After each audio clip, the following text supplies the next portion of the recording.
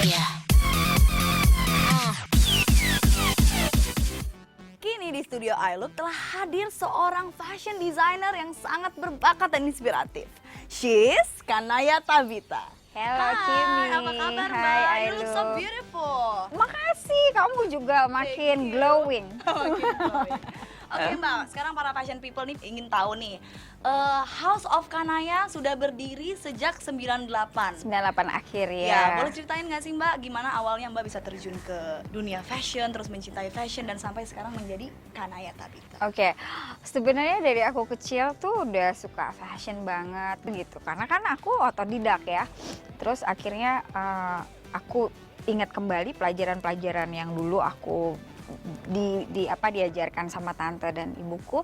Akhirnya udah aku bikin sendiri, jahit sendiri. Akhirnya oh iya aku lupa, jadi aku dulu tuh udah suka banget produk-produk luar. Jadi Donna Karan, Max Mara, apa itu aku bukain.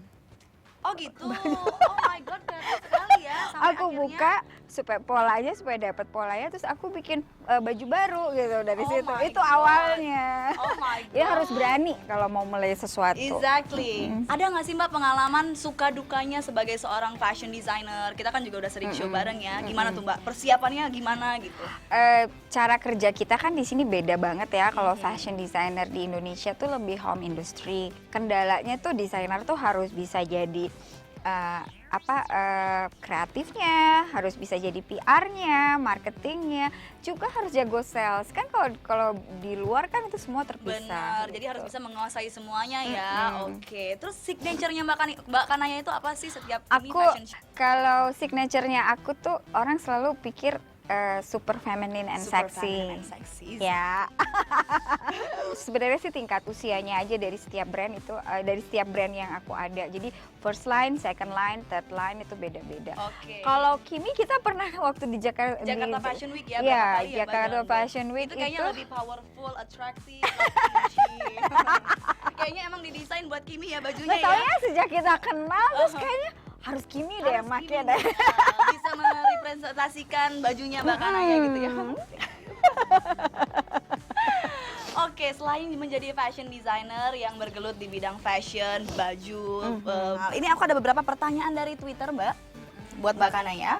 Coming from Rida Novika, kalau buat yang nggak punya badan jangkung, baju apa ya biar kelihatan tinggi? Pakai Nah baju aku apa? nggak jangkung. Tapi seksi ya kelihatannya ya. Gimana dong? Jadi yang paling penting adalah jangan pakai baju gombrong. Ya, Karena bener kalau banget. kita udah pendek terus kita pakai baju gombrong jadi lebih kelihatan lebih petite ya jadinya ya. Terus kemudian kalau lebih sering lah pakai rok karena kalau pakai celana tingginya kaki kita lebih kelihatan kalau kita tubuhnya pendek. Oke, selanjutnya ada dari Desi. Kakak Naya kan koleksinya waktu itu di Jakarta Fashion Week. Apa yang menginspirasi kakak dalam fashion?